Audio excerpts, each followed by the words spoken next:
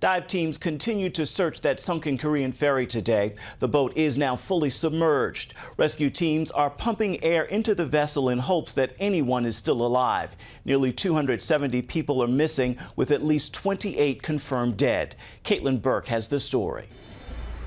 It's a race against time and weather. Rough waters, strong winds, and poor visibility all slowing down rescue efforts. The current is too strong. It's so strong that divers get swept away in moments. Teams are holding out hope that passengers could still be alive, surviving in air pockets inside the sunken ferry. Images and videos are starting to emerge from the terrifying moments after the ship began to sink.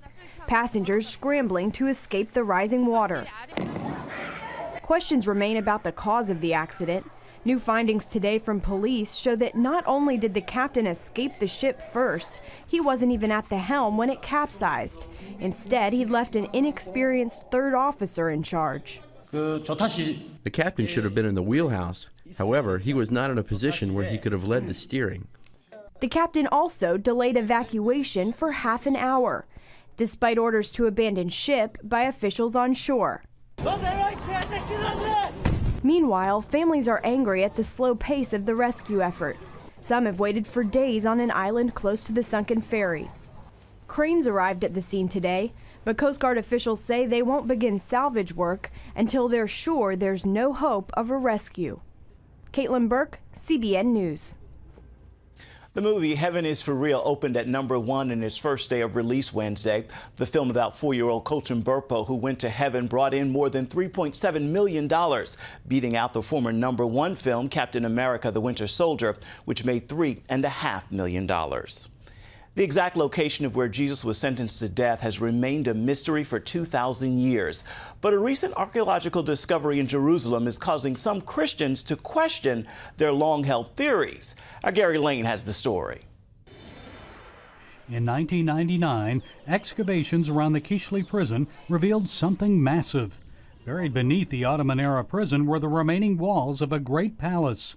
Amit Riem is an archaeologist with the Israel Antiquities Authority. The archaeological remains that we found in the excavation points toward that this ground is the actual palace of Herod the Great. We have the retaining walls. It was a massive engineering project, and we see it in the excavation. We even found an enormous underground sewage that could only belong to the palace of Herod. If it is Herod's palace, could it also be the spot where Jesus was tried? Some Christian historians believe his trial occurred in Herod's palace, while others insist he was put on trial at the Antonio Barracks fortress. The Bible says Jesus appeared before Pontius Pilate at the Praetorium, his residence. But did Pilate reside at the palace or the Antonio fortress? Christian archaeology professor Father Eugenio Aliata says it's possible the Praetorium was at Herod's palace. But he says the evidence must be more compelling if the Catholic Church is to abandon its long-held belief that the trial occurred at the Antonio fortress.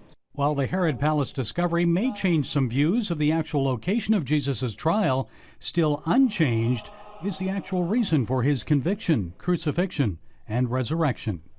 Gary Lane, CBN News. Christian radio broadcaster James Dobson has won a temporary injunction against Obamacare. The decision prevents the federal government from requiring his ministry to include the morning after pill and other drugs in its health insurance. Dobson sued in December, saying the Obamacare mandate to provide the drugs violates the religious beliefs of his ministry, Family Talk. The Supreme Court is considering similar challenges from Hobby Lobby and other employers. Operation Blessing is helping to provide new boats for survivors of Typhoon Haiyan in the Philippines. The fishing community of Pagnamitan lost 80% of their homes. They also lost many of their boats, leaving families without resources to continue their livelihoods. Operation Blessing worked with Pinoy Relief to provide new boats for affected families, complete with fishing nets, a spear gun, and engine. They are also rebuilding the village school and providing daily meals as well as free medical and dental checkups at a temporary clinic. Today, the village of Pagnamitan is adorned with a new sign that reads, Community of Hope. Remember, you can find more about Operation Blessing by going to its website, ob.org.